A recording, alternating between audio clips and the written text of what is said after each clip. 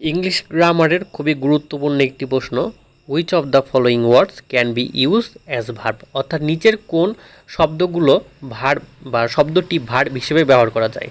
Mobile শব্দের অর্থ যেটা বহন করা যায় এটা ভার্ব হিসেবে ব্যবহার করা যায় না। সুগার শব্দ অর্থ চিনি, এটাও ভার্ব হিসেবে ব্যবহার করা যায় না।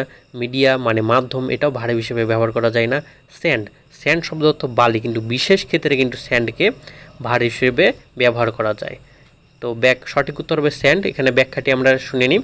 ব্যাখ্যাটি হচ্ছে এইরকম যে স্যান্ডকে যখন অ্যাকশন অফ অ্যাপ্লিকেশন স্যান্ড হিসেবে সব বাক্যের মধ্যেই ব্যবহার হয় তখন সেটি ভার্ব হিসেবে কাজ করে।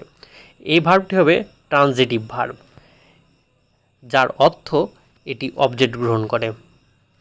যেমন sand the table, you should sand the shelf before painting it, অর্থাৎ তুমি হচ্ছে এই যে শিরিষ কাগজ দিয়ে হচ্ছে ময়লা পরিষ্কার করাকে বোঝানো হয়েছে এখানে, অর্থাৎ তুমি শিরিষ কাগজ বা স্যান্ড পেপার দিয়ে ময়লাটা তুলে নাও এটা রং করার পূর্বে। এখানে কিন্তু স্যান্ড ভার্ব হিসেবে ব্যবহার করা হয়েছে। এরকম আরও গুরুত্বপূর্ণ প্রশ্ন জানতে চ্যানেলটি সাবস্ক্রাইব করুন। ভিডিওটি আপনার বন্ধুদের সাথে শেয়ার করতে ভুলবেন না। ধন্যবাদ।